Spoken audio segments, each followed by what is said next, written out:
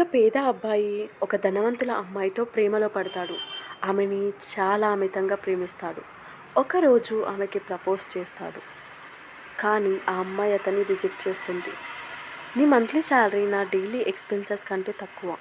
నేను నిన్ను ఎలా ప్రేమిస్తా అనుకున్నావు? నన్ను ఇలా వచ్చి ప్రపోజ్ చేయడానికి ఎంత ధైర్యం? నన్ను మర్చిపోయి నీ స్థాయికి తగిన అమ్మాయిని వెతుక్కో అని చెప్పి అక్కడి నుండి వెళ్ళిపోతాడు. కానీ ఆ అబ్బాయి మాత్రం ఆమెను మర్చిపోలేకపోతాడు. 10 ఏళ్ల తర్వాత ఒకరోజు వాళ్ళిద్దరూ షాపింగ్ మాల్లో కలుస్తారు. ఆ అమ్మాయి ఆ అబ్బాయిని గుర్తుపట్టి, హలో నువ్వా, ఎలా ఉన్నావు? నాకిప్పుడు పెళ్ళయింది. నా హస్బెండ్ శాలరీ ఎంతో తెలుసా? $20,000 పర్ మంత్. నువ్వు అంత సంపాదించగలవా అని అంటుంది. సేమ్ పర్సన్ నుండి అవే మాటలు విన్నందుకు చాలా బాధపడతాడు అతను. కొన్ని సెకండ్స్ తర్వాత ఆమె భర్త అక్కడికి వస్తాడు. సార్ మీరు ఎక్కడున్నారా? నా భార్యను కలిసారా?